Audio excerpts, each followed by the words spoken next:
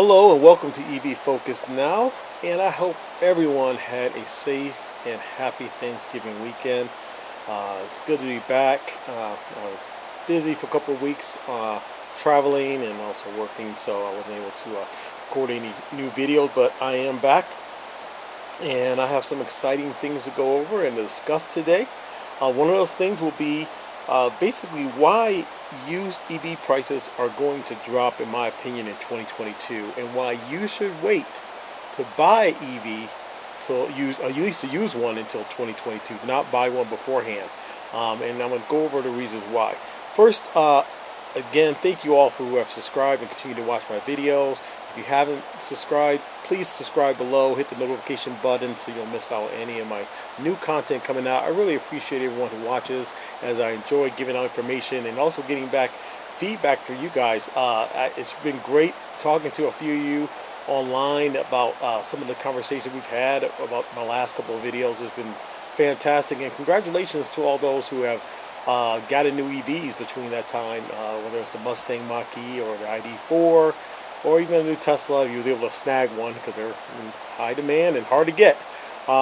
Congratulations, hope you're enjoying those vehicles. So as we round up, and we have about, I don't know, 5 weeks left in 2021, as of now, the federal tax credit for new EVs who have not exhausted their 200,000 car limit like Tesla and GM is still $7,500 tax credit, and you still take advantage of that. And I encourage you that if you want to get that money back in a tax credit, I would encourage you to probably get a new EV in the next 5 weeks before the end of the year.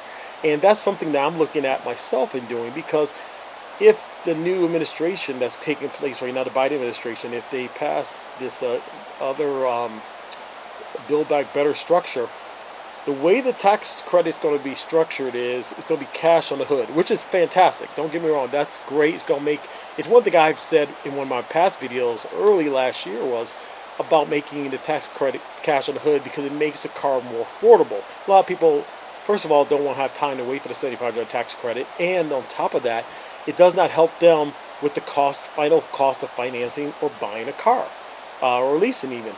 So having, $7,500 or $10,000 off the hood before you even go into financing or leasing really makes it much more affordable for people, and I think that's the way to go. However, for someone like myself, I like the $7,500 tax credit. I've taken advantage of it 3 times already, and basically almost $21,000 I've had to spend on my vehicles, pay down my vehicles, to use on anything I want to use. So it's been great for me. I'm afraid it's going to change though. So what I'm looking at doing possibly is trading in my other vehicle for a new EV, because I want to take advantage of that $7,500 tax credit, which at the end of the year is only waiting about 2 months before I get that money back, which is great. And then after that, of course, cash on the hood for any new EVs. Therefore, going forward, if the new law goes through, all EV makers will get the tax credit refreshed and able to take advantage of them again. So Teslas, GM products, all will be on the board and much more affordable. Therefore, it's one of the reasons I believe EV prices will drop in 2022 if this law goes through. Now, here's the key. Right now, if you go on Carvana, Car Gurus, Auto Trader, Cars.com, every used EV, I mean Leafs up to even old Bolts, Kia Niros, Teslas that are 2014, every one of them, even recently used with only like 5,000 miles Mustang Mach-E's are on there, 94. All of them are priced way over what it costs to buy a new one, which is ridiculous. And it doesn't matter if it's low mileage or higher mileage in some of the Tesla ones. There's no reason in the world that a standard range Model Y Tesla is going for $55,000 to $60,000 on Carvana. There's no reason for that. That car is $45,000. Now Tesla has raised their prices as well, but that's what it was just 8 months ago. So prices are inflated because demand is high, and due to a lot of different things like supply chain issues have raised cost of it, and the fact that people can't get their hands on EVs right now with gas prices high. A lot of people are starting to jump aboard, which is fine. Where have you been all this time? It's been, they've been out since 2014, so I'm glad they're coming aboard, but this has been around for a while, so now they're starting to get hit in the pocketbook a little more and realizing hey, I better learn something about EVs. So that's great, fantastic. The more the merrier. But because of that, in my opinion, these car dealerships are really shooting themselves in the foot. Because think about this. Right now, at one of my dealerships, they have a ID4 Pro S, beautiful red Pro S. Someone bought it and returned it, and traded it in for I think the guy told me a Jaguar, and it had 413 miles on it. So this ID4 was literally driven for maybe a month, maybe 3 weeks, and turned back in. Now we all know what was happening here. This was sort of like flipping houses. This person bought this car, got the tax credit, and then sold the car again because he can get top dollar for a used car right now. So he just made $7,500. Probably didn't lose anything on him selling the car. He probably made money or broke even and kept the $7,500 tax credit. I told the sales guy that's probably why he returned it, because I mean, this is ridiculous to see a car with that low miles. But who knows, it could be another reason, but that's what I think he did. And it's called car flipping with the EV tax credit. It's been going on for years, and some people haven't been able to do it as much because of the fact that the car usually drops as soon as you drive off the lot. But because of supply chain issues, EV cars are record high used ones right now, even new ones. So that's what I think has happened. So they got this car listed at $51,000. Okay, it is loaded. It's not the all-wheel drive, but that car should go for about $46,000. A new one goes for $45,000. So they're selling it for $51,000. Okay, well, they may get that from somebody because they're hard to get right now. Somebody might want a particular red ID4. That's fine. They might get that. But my thing is this: as soon as the first of the year goes, and if this law passes, which is key, if the law passes, and this takes place for January 2022 EVs, it happens that fast, why would anyone buy a used EV at a high price where you can buy the same car? So I could buy an ID4 in 2022, get close to $7,500 to $10,000 off, depending on where it's made, and if it's done by a union shop or whatever, off the price of the hood of the car. So I can get that same car at the dealership for $46,000, get 10 grand, let's say 10 grand off the top right from the beginning. So now it's $36,000. So buy a used one with 400 miles for $50,000, or buy a brand new one for $36,000. There you go.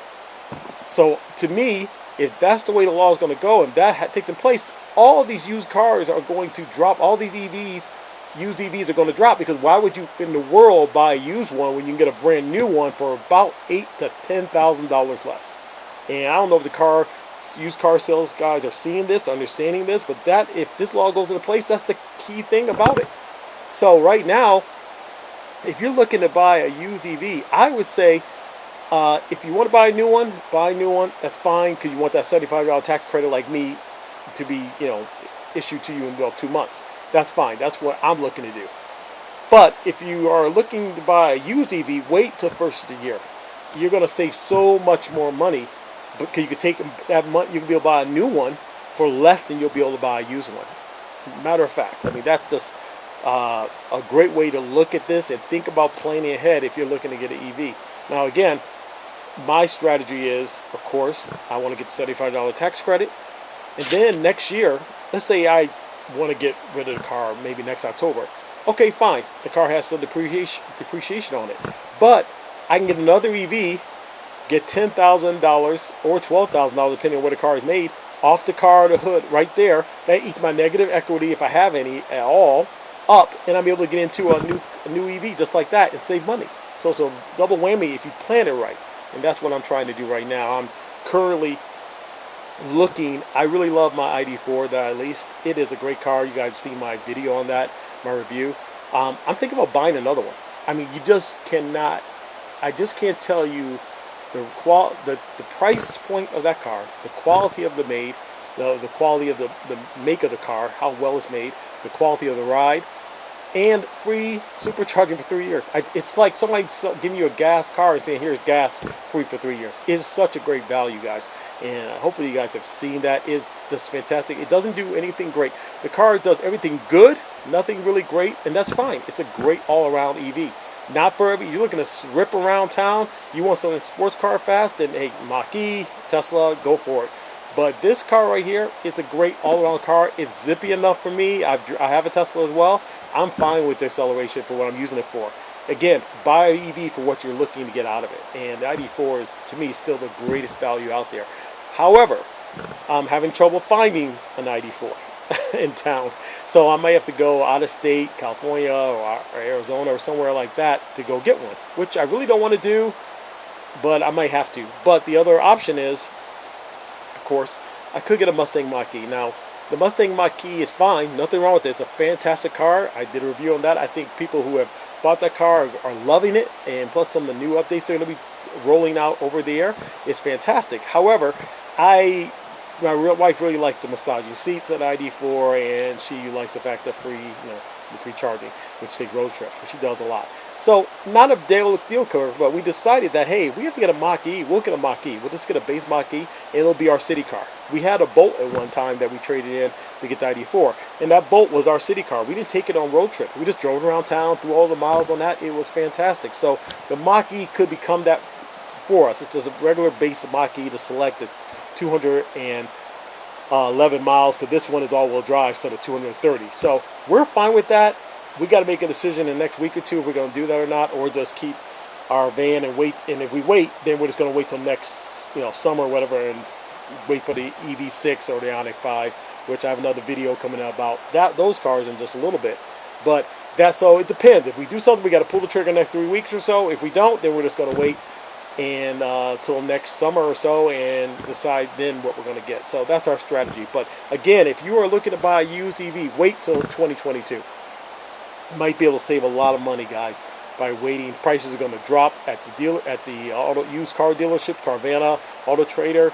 All those prices are going to drop because they're going to have to. Because if you don't, nobody's going to buy a used EV. They'll buy a brand new one and get $10,000 off the hood or $7,500. Smart way to go. Anyway, tell me what you think. That's my strategy. I like to hear if you guys have worked that same strategy, or you have plans to get a new EV before the end of the year to take advantage of the tax credit or not. Leave your comments below. I love to hear them. Thank you all who have subscribed. I really appreciate it. If you haven't subscribed yet, consider doing so. I appreciate everyone who watches the show and contributes, and your comments are welcomed. I appreciate them. I always like to hear what you guys are thinking as well. Anyway, thank you so much. And when it comes to EVs, remain focused. Bye-bye.